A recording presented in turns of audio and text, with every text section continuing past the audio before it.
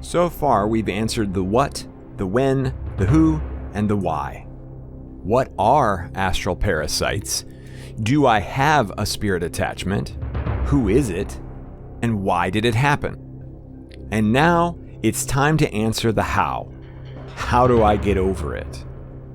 There are a number of methods out there that you've probably heard of.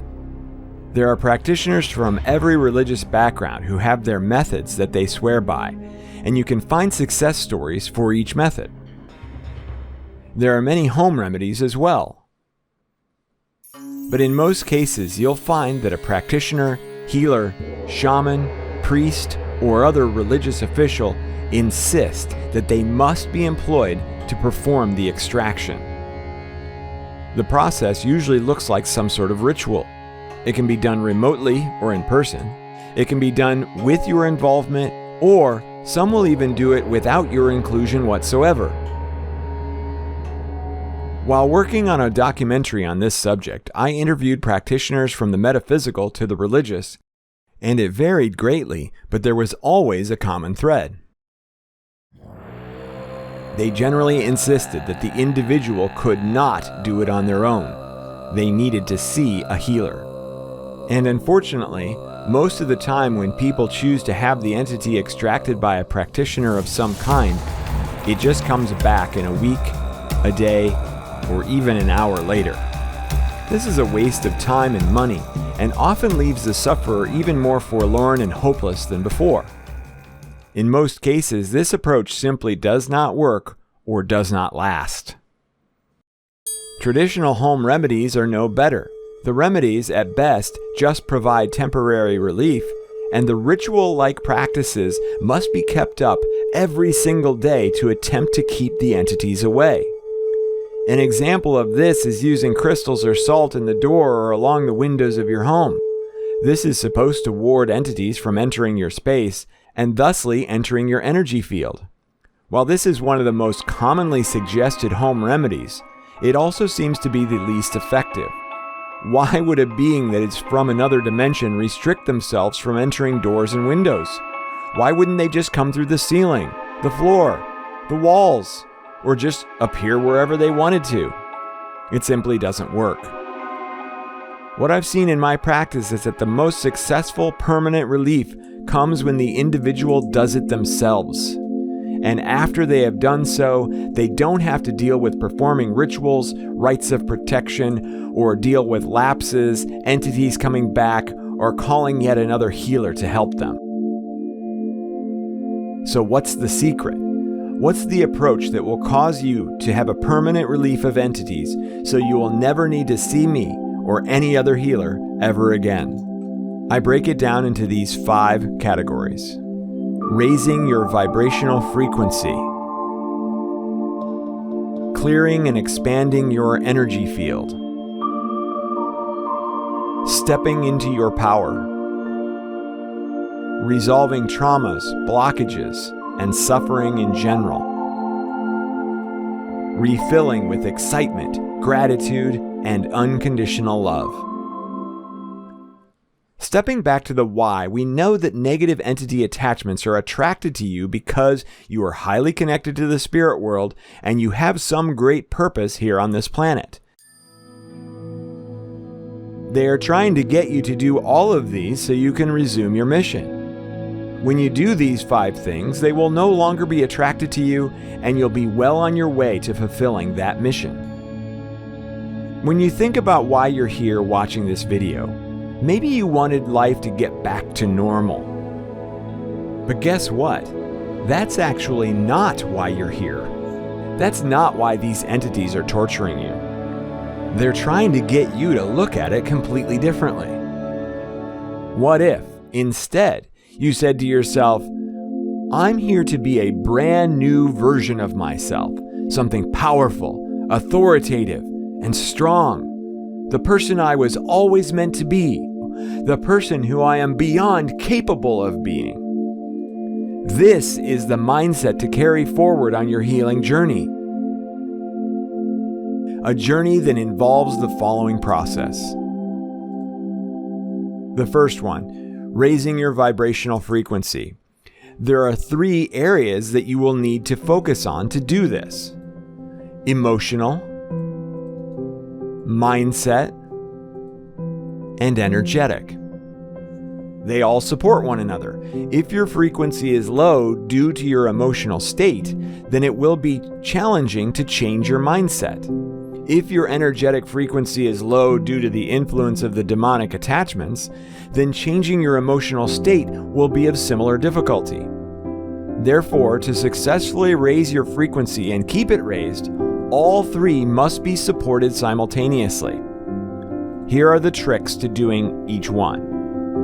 Your emotional frequency can be raised by becoming emotionally intelligent, recognizing which emotion you are experiencing and using techniques to accept and then release those emotions.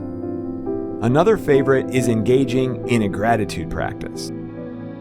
Your mindset frequency can be raised by recognizing key truths, such as everything happens for you, not to you, or I am truly an infinite being of light who relishes masquerading as a limited 3D being. Or, when I lose something important to me, I know that it's going to be replaced by something better. Probably the most challenging, your energetic frequency can be raised by methods you will have to discover on your own. The process for this is different for every single individual, so you will have to discover how to do this by connecting to your guides through meditation, automatic writing, or similar methods. If your connection to your guides is blocked by entities, the easiest way is to employ an energy healer to specifically target raising your vibrational frequency. But again, if you choose to do this, you must engage in the emotional and mindset practices to ensure that the benefits don't fade over time. There are many methods to raising your frequency, including making changes to your diet and exercise, starting a meditation or breathwork practice, reducing or quitting alcohol consumption, practicing forgiveness, being of service to others, and making a positive impact in the world. But while these can be very helpful, it can't be stated enough how important all 3 of these approaches are to successfully raising and keeping raised your vibrational frequency. Just raising one simply won't cut it. Clearing and expanding your energy field. This is another practice that you can discover on your own, and there are some easy methods. You can participate in guided meditations that are specifically geared toward clearing and expanding your energy field. You can also do this through meditation by simply visualizing your energy field repairing itself and expanding outward. Once again, if your meditation is interrupted by entities, you may want to employ a healer to assist in this process. Stepping into your power. When an individual discovers they are infected with an astral parasite, fear can take over, and they succumb to feeling helpless and hopeless. How can we, as physical beings, do anything about an evil spirit or a demon? Stepping into your power is realizing that the entity has little to no power of its own. It's acquiring all of its power from you. So you starving it of power is a critical part of this process. Here are a few ways to do this. Do not engage in creating a sphere or circle of protection around yourself. This is a fear-based action. You don't even need one. That's how powerful you are. Release your need to know what type of entity it is, or how many there are, where they came from. This is you giving it your power through your attention and your concern. Ask yourself deeply, do you know for sure that this entity situation will be resolved in a positive way? And connect with that knowing that this will end. Understand you have likely experienced the worst suffering that the entity can provide. It won't get any worse because the entity is using all of its energy, again, your power, to give you everything that it can. In other words, do not fear things will get worse, because they won't. Resolving trauma, blockages, and suffering. At any point in our lives, especially childhood, a traumatic experience can cause us to store painful emotions in our energy field. These can be released through many methods, but everyone's emotional experiences are unique, and what may work for one person may not work for another. Talking it out with a friend, family member, or therapist. Journaling about your traumas. Practicing yoga or other physical activity geared toward releasing stored emotions through endorphins. Meditation. Working with a healer to extract these emotions from any point in your life. Blockages and limiting beliefs are negative thoughts or attitudes that can prevent a person from reaching their full potential. They can be self-imposed or learned from external sources. Resolving blockages requires first identifying what they are and then using methods to release them. Identify them by writing down any thoughts or phrases that limit you. It may be that you have a limiting belief that your entity just cannot be removed. Challenge the belief. Ask yourself questions to challenge the validity. Is this really true? Or, what evidence do I have to support this belief? Is it true that my entity cannot be removed? Of course not.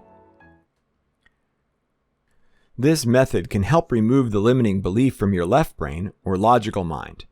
Limiting beliefs can also be stored in the subconscious mind or right brain. Removing these takes a little more effort, but can be done without employing a healer. The most recommended method is using positive affirmations.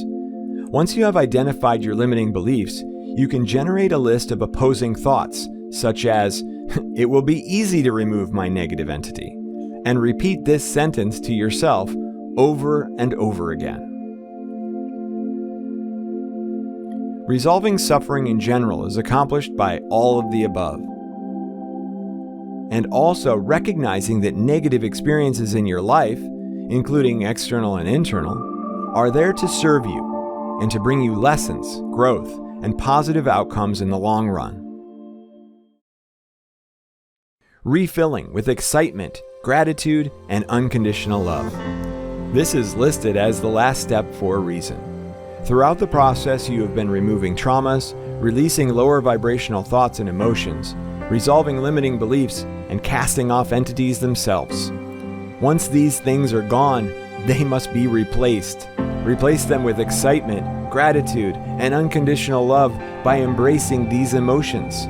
Take the newfound discoveries that you've learned throughout the process and love what you've learned. Love what your future holds in the form of excitement, and embrace all that you've been thankful for.